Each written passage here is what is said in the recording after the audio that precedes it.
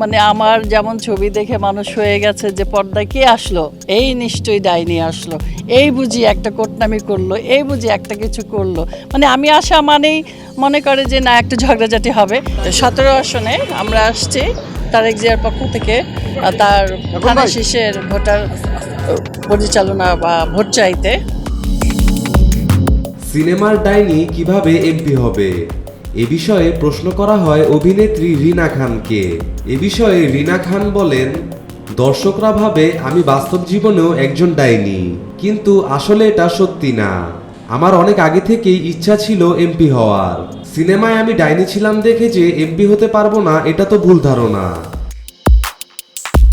আসলে এই 16-17 বছরে অনেক শিল্পীরাই দেশে নাই এবং নির্যাতিত। আমি দেশেই ছিলাম, আমিও নির্যাতিত। তো আমি সবসময় বিএনপিকে ভালোবাসি বলেই আমিও আছি।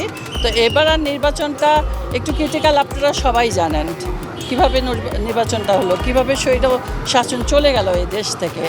তা এখন শিল্পীরা আসে নাই, ভবিষ্যতে আসবে, সামনে তো দিন পড়েই আছে, এটা নিয়ে চিন্তিত হওয়ার কিছু নাই। আর এমপি হতে গেলেই যে আসতে হবে তা না, আমরা থেকে কাজ করব, সবাই সাথে থেকে কাজ করাটাই হলো আসল কথা। রিনা খানকে প্রশ্ন করা হয়, হঠাৎ করেই কেন আপনি এমপি হতে চাচ্ছেন? আওয়ামী লীগ সরকারের আমলেও তো আপনি চাইলে এমপি হতে পারতেন, কিন্তু এই সময়ে এসে এরকম ইচ্ছা পোষণ করার মানে কি?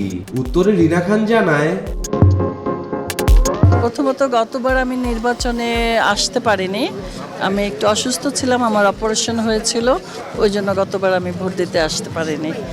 এবার জি, এবার ভালো ভালো পরিবেশ আমার তো অবশ্যই আছে, আমি সেই লক্ষ্যেই কাজ করছি। আমি এই সংরক্ষিত আসনে চাইব এবং আশা করি, আমি তো জিসাসের সিনিয়র সহসভাপতি, তো আশা করি একটা সিট আমি পাবো।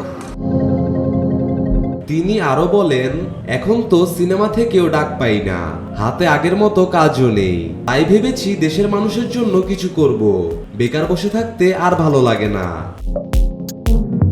আমাদের সেই গুণের মানুষগুলো কমে গেছে, সেই গুণী শিল্পীগুলো কমে গেছে, সেই জন্য আমরা এই প্ল্যাটফর্ম থেকে সরে এসেছি। তো এগুলা সব করলে আমার মনে হয় যে একটা ভালো রেজাল্ট আমরা পাবো।